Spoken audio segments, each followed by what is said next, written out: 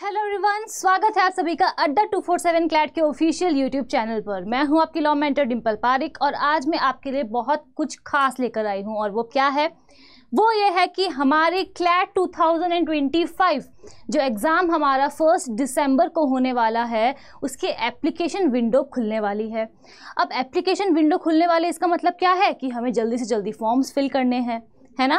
तो मैं चाहती हूँ हमारे बच्चे जो भी इस साल क्लैट 2025 दे रहे हैं और हमारे साथ जुड़े हुए हैं, हमारी वीडियोस देख रहे हैं, हमें इतना प्यार दे रहे हैं, वो जैसे ही एप्लीकेशन फॉर्म आए बिना घबराहट के, बिना एंग्जाइटी के उसे फिल कर पाए।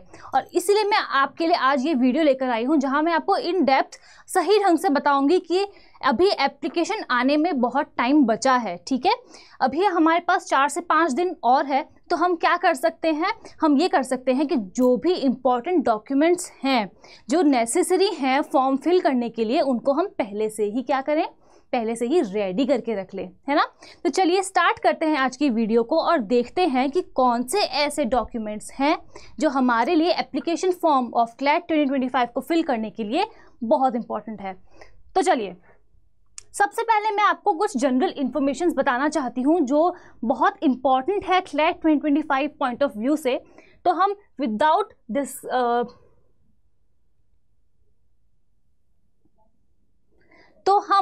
विदाउट वेस्टिंग एनी टाइम शुरू करते हैं और देखते हैं क्या वो जनरल इन्फॉर्मेशन है जो आपके लिए नेसेसरी है जानना। ठीक है, तो सबसे पहले जो एप्लीकेशन फॉर्म आने वाला है वो मैंने आपको लास्ट वीडियो में भी बताया है, that is what is CLAT. अगर आपको इन डिटेल्स देखना है तो आप जाकर देख सकते हैं, वो हमारे यूट्यूब चैनल पर अवेलेबल है। ठीक है, तो जो एप्लीकेशन फॉर्म आने वाला है क्लैट 2025 देने के लिए, वो ऑनलाइन मोड में फिल किया जाएगा, है ना। तो क्योंकि ये फॉर्म ऑनलाइन मोड में फिल किया जाएगा, तो आपको क्या करना है, जो डॉक्यूमेंट्स हमारे पास हैं उन्हें पहले से ही स्कैन करके रखना है। ठीक है, अगर आप पहले से ही डॉक्यूमेंट्स को स्कैन करके रखेंगे तो क्या होगा, जैसे ही एप्लीकेशन आएगी आप उसे फिल कर पाएंगे और आप उसे अपलोड कर पाएंगे। अब हमारे बहुत से ऐसे बच्चे हैं जिन्हें प्रॉब्लम आती है कि कौन सा ऐप यूज़ करना चाहिए स्कैन करने के लिए, डॉक्यूमेंट्स को कैसे उन्हें स्कैन करना है। अगर आपको ऐसी कोई भी प्रॉब्लम आ रही है तो बेझिझक कमेंट करके बताइए, हम आपके लिए एक वीडियो सेपरेटली बना देंगे जिसमें हम आपको सिखा देंगे कि किस तरीके से डॉक्यूमेंट्स को स्कैन किया जाता है। ठीक है, अब हम आगे बढ़ते हैं। तो हमारी जो एप्लीकेशन फॉर्म है वो ऑनलाइन आने वाली है। कब आने वाली है? 15 जुलाई को। 15 जुलाई को विंडो ओपन हो जाएगी एप्लीकेशन फॉर्म भरने के लिए। ठीक है, ऑनलाइन एप्लीकेशन भरने के लिए 15 को स्टार्ट होगी और ख़त्म कब होगी? 15 अक्टूबर। यानी कि आप 15 जुलाई से 15 अक्टूबर के बीच में कभी भी फॉर्म फिल कर सकते हैं। बट मेरी आपसे ये एडवाइस है कि आप जितना जल्दी हो सके in the month of July he application को फिल कर दें। ऐसा मैं आपसे क्यों कह रही हूँ? बिकॉज अगर हम लास्ट में करने जाते हैं तो ऐसी बहुत सी बातें होती हैं जो हमें पता नहीं होती है। कई बार ऐसा होता है कि कुछ डॉक्यूमेंट्स ऐसे इंपॉर्टेंट होते हैं जो हमारे पास नहीं होते, हमें बनवाने पड़ते हैं। तो अगर आप पहले से ही प्रोसीजर चालू कर दोगे ना, तो आपको लास्ट में जाके एंग्जाइटी नहीं होगी और डेडलाइन से पहले ही आपका एप्लीकेशन फॉर्म सही ढंग से फिल हो जाएगा। I hope you are understanding कि मैं आपको ये यहाँ पर क्या समझाने की कोशिश कर रही हूँ। ठीक है, सो 15 जुलाई को हमारा एप्लीकेशन फॉर्म आएगा, 15 अक्टूबर तक रहेगा, लेकिन हमें जल्द से जल्द एप्लीकेशन फॉर्म को फिल करना है। स्टेप बाय स्टेप एप्लीकेशन को कैसे फिल करना है वो भी हम आपको बताएंगे with a proper in depth details वाले वीडियो में। ठीक है, अब हम आगे बढ़ते हैं। तो हम ऑनलाइन एप्लीकेशन भर देंगे, लेकिन हमारा जो एग्ज़ाम होने वाला है वो क्या होगा? वो होगा ऑफलाइन एग्ज़ाम, यानी कि पेन पेपर मोड में हमारा क्लैट का एग्ज़ाम होने वाला है। कब होगा? 1 दिसंबर 2024 को होने वाला है क्लैट 2025। अब जो दिसंबर में होने वाला है एग्ज़ाम 2024, उसको हम क्लैट 2025 क्यों कहते हैं? इसका जवाब मैंने आपको लास्ट वीडियो जो मैंने बनाई है व्हाट इज़ क्लैट, उसमें दिया है। तो अगर आपको इसका जवाब चाहिए तो आप जाकर उस वीडियो को ज़रूर देखिए। ठीक है, अब हम आगे बढ़ते हैं। सो देखिए, always double check all the information, name, mobile number, email ID, address and date of birth etcetera. बहुत बार क्या होता है, हम जल्दबाजी में, और हम ऐसा नहीं है कि हम जानबूझकर फॉर्म को गलत फिल करते हैं, हो जाता है। ठीक है, जल्दबाजी में जब हम फॉर्म को फिल करते हैं तो बहुत बार होता है कि जो भी डिटेल्स हम अपनी डाल रहे हैं, चाहे वो आपका नाम हो या पेरेंट्स का नाम हो, चाहे वो आपका मोबाइल नंबर हो या पेरेंट्स का मोबाइल नंबर हो, चाहे वो आपकी ईमेल आईडी हो या पेरेंट्स की ईमेल आईडी हो, चाहे वो एड्रेस हो या डेट ऑफ बर्थ हो, अगर ये सारी चीज़ें गलत आप फिल कर देते हैं तो करेक्शन विंडो तो खुल जाएगी बाद में, ठीक है। बट वो क्या कहते हैं, काल करे सो आज कर, आज करे सो अब। बाद में करेक्शन विंडो कब खुलेगी उसका वेट करो, फिर करेक्ट हुआ या नहीं हुआ उसका वेट करो, ठीक है। तो ये सारी जो लास्ट मोमेंट पे प्रॉब्लम्स आती है ना, उससे बचने का सिर्फ एक सिंपल सा फंडा है, वो ये है कि हम पहले अपना एप्लीकेशन फॉर्म फिल करेंगे विंडो खुलने के बाद, और उसके बाद हम उसे डबल चेक करेंगे, क्रॉस चेक करेंगे, और हम कोशिश करेंगे कि फर्स्ट अटेम्प्ट में ही हमारी जो एप्लीकेशन फॉर्म है उसको हम फिल कर दें, ठीक है। आई होप आपको यहाँ तक सब कुछ समझ में आया होगा। और एक बहुत ही इंपॉर्टेंट बात है जो मैं आप सबसे कहना चाहती हूँ जनरल इन्फॉर्मेशन में, उसके बाद मैं आपको सारी डिटेल्स बता दूंगी आपको कौन से डॉक्यूमेंट्स चाहिए होंगे, ठीक है। सो मैंने यहाँ पर क्या लिखा है, पढ़िए। Always choose the nearest city for exam centre. मैंने मेरे बहुत से दोस्तों को देखा है, मैंने ऐसे बहुत सारे बच्चों को देखा है जो एग्ज़ाम जयपुर में होता है, लेकिन सेंटर कहाँ का चूज़ करते हैं, सेंटर चूज़ करते हैं उदयपुर का, अजमेर का, जोधपुर का। और ऐसा क्यों? कि भैया एग्ज़ाम का एग्ज़ाम देना हो जाएगा और साथ में घूम भी आएंगे। पर आपको इस बात का ध्यान रखना है कि जीवन भर घूमना फिरना चलता रहेगा। एक बार आपको NLU मिल जाएगा, उसके बाद आपको जितना घूमना है घूमना। मुझे पता है आपको मे भी सुनकर हंसी आ रही होगी, आपके पेरेंट्स भी ऐसा कहते होंगे ना, कॉलेज जाकर जो करना है करना।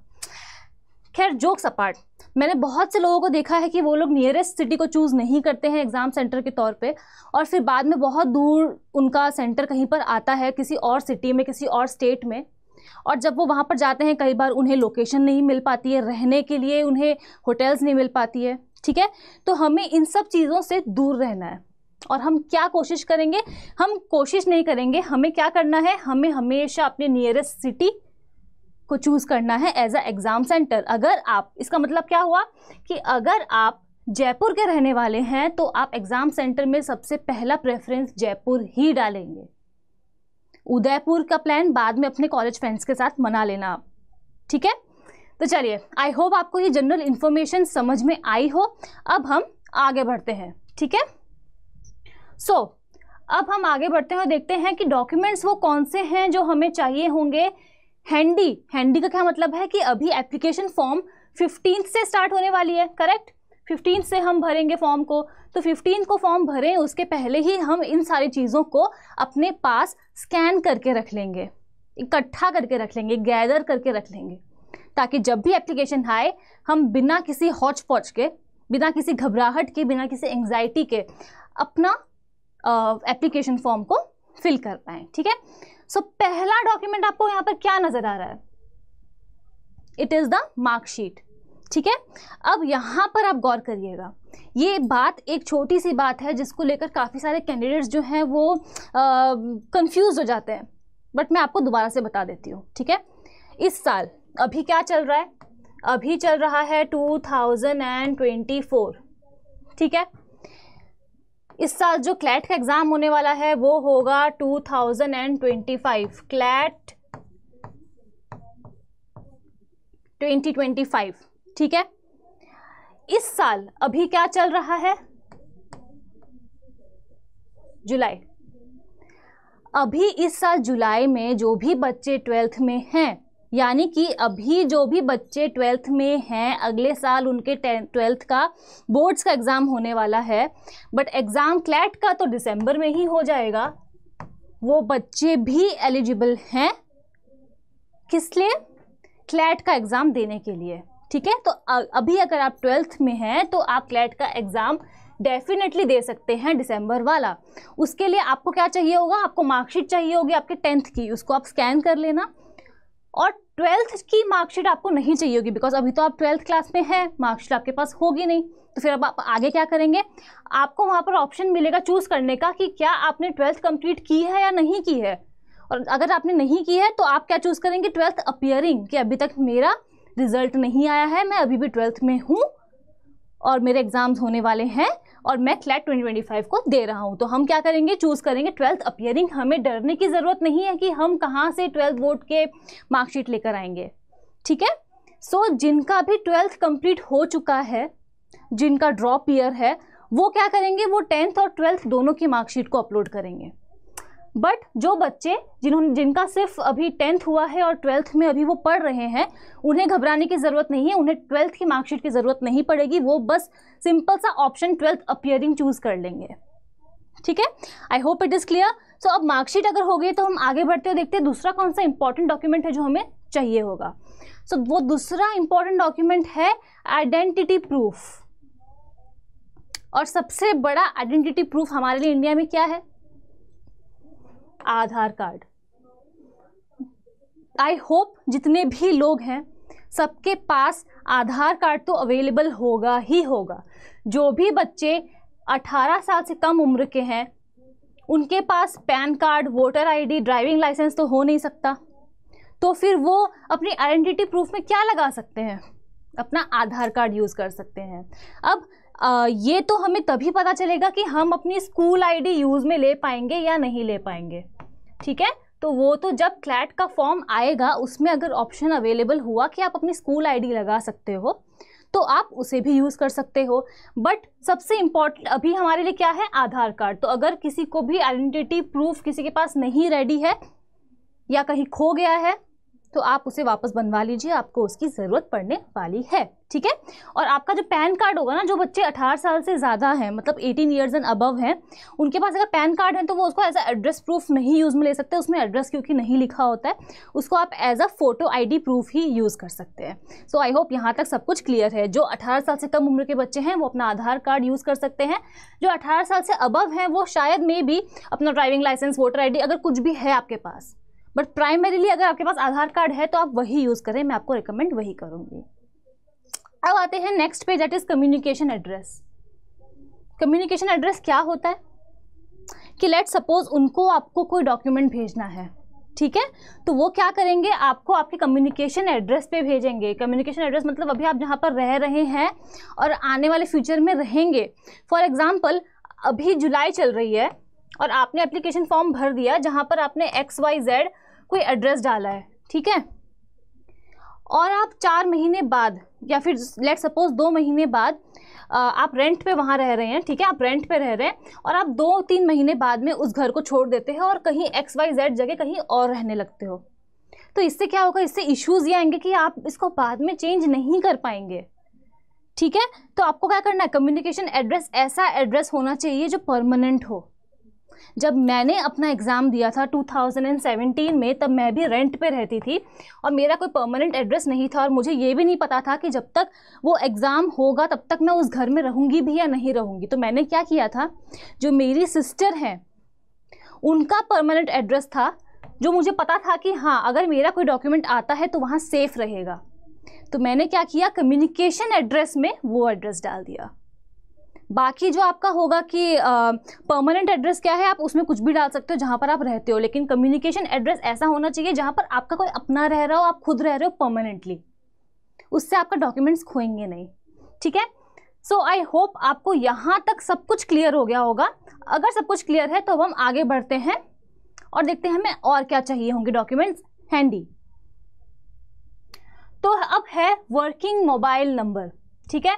यहाँ पर सबसे ज़्यादा लोग गड़बड़ करते हैं वो ये कि मोबाइल नंबर किसी का भी डाल देते हैं, किसी का भी डाल देंगे, या फिर ऐसा मोबाइल नंबर डालेंगे जो आज चालू है 2 महीने बाद बंद हो जाएगा। तो उससे क्या होगा, जो भी नोटिफिकेशन आपके पास वाया टेक्स्ट आने वाली होगी वो आपको नहीं मिल पाएगी, ठीक है। तो आपको क्या करना है, चाहे आपका नंबर हो या आपके पेरेंट्स का नंबर हो, वो आपको वर्किंग मोबाइल नंबर डालना है, यानी कि परमानेंट डालना है, ठीक है। जो मोबाइल नंबर हमेशा चालू रहे, स्टार्ट रहे।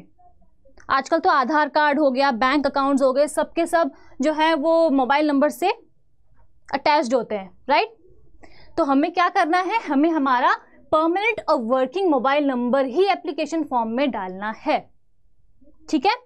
उसके बाद है working and current email ID.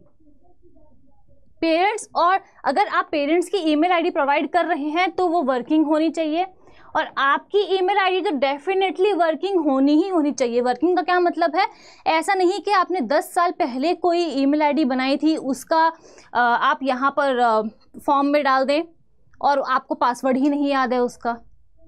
आपको वो ईमेल आईडी डालनी है जो काम कर रही है, जिसको आप डे टू डे लाइफ में यूज़ करते हैं।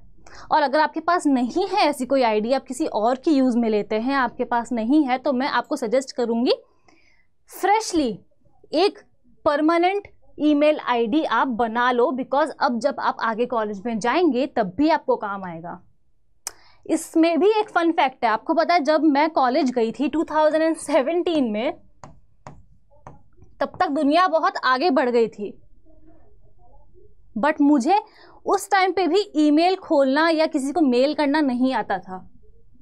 तो मैं नहीं चाहती कि ये मिस्टेक आप करो। अगर आपके पास ईमेल आईडी, वैसे तो आजकल के बच्चे बहुत आगे निकल चुके हैं हमसे, बट स्टिल अगर आपके पास ईमेल आईडी नहीं है तो मैं आपको कहूँगी कि एक अपना परमानेंट ईमेल आईडी आप बना लो, जीवन भर काम आएगा। ठीक है, अब हम आगे बढ़ते हैं। The next important document is passport size photograph. ठीक है, ये जो पासपोर्ट साइज फोटोग्राफ होगी ना, ये प्लेन बैकग्राउंड में होनी चाहिए। प्रेफर यही किया जाता है कि जो पासपोर्ट साइज फोटोग्राफ है उस पर वाइट बैकग्राउंड हो, बट आप कोशिश करिए कि प्लेन बैकग्राउंड में, यानी कि प्लेन बैकग्राउंड से क्या मतलब है, कहीं आपका ये घर की वॉल है वाइट कलर की, उसमें वॉलपेपर लगे हैं ऐसे, ठीक है, यहाँ सब जगह वॉलपेपर है और यहाँ पे आपकी फ़ोटो है, ये नहीं चलेगा।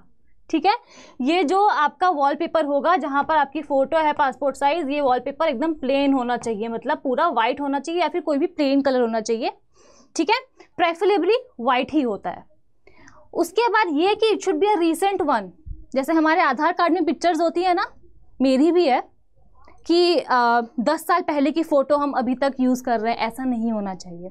जो भी फ़ोटो आप यूज़ करेंगे क्लैट के फॉर्म में, वो आप रीसेंट वाली यूज़ करेंगे। ठीक है, the next important thing is front facing coloured photo.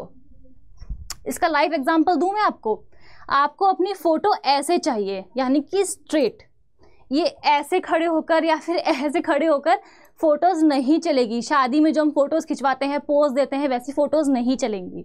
आपको स्ट्रेट खड़े होकर प्लेन बैकग्राउंड के साथ फ़ोटोज़ क्लिक करवानी है। और एक और बात, फ़ोटो ब्लैक एंड वाइट नहीं होनी चाहिए, फ़ोटो कलर्ड होनी चाहिए। आई होप अब तो मैंने आपको लाइव एग्जाम्पल्स दे दिए हैं तो आपको समझ में आया होगा। ठीक है, अब इस फ़ोटो का हम क्या करेंगे, भैया हमें फॉर्म तो ऑनलाइन भरना है, तो हम इसका क्या करेंगे, जो भी पासपोर्ट साइज़ फ़ोटो हम क्लिक करवाएंगे उसको क्या करेंगे, उसको हम स्कैन कर लेंगे, या फिर आजकल तो डिजिटल भी अवेलेबल होता है फॉर्मेट, आप ले सकते हो। जिस भी शॉप वाले के पास आप फ़ोटो खिंचवाने जा रहे हैं वो आपको डिजिटल फ़ोटो भी दे देंगे। अभी तक क्योंकि क्लैट का फॉर्म नहीं आया है तो हमें पता नहीं है कि जो डॉक्यूमेंट आपको फ़ोटो की अपलोड करनी है उसकी साइज़ कितनी होनी चाहिए, बट मैं आपको प्रेफरेबली बता रही हूँ, मैंने बहुत सारे एग्ज़ाम्स दिए हैं, तो मेनली 20 KB से 50 KB के बीच में ही फ़ोटो की साइज़ मांगी जाती है। बाकी जो भी होगा हम बाद में देख लेंगे। आपको बस अभी के लिए क्या करना है, आपकी पासपोर्ट साइज़ फ़ोटोग्राफ को रेडी रखनी है, जो कि रीसेंट होनी चाहिए। रीसेंट मतलब ऐसा भी नहीं कि आप आज ही जाके फ़ोटो क्लिक करवाने चले जाओ, अगर आपकी 1-2 महीने पहले की फ़ोटो है वो भी चलेगी। ठीक है, so that is about passport size photograph. अब हम आते हैं नेक्स्ट चीज़ पे, दैट इज़ सिग्नेचर।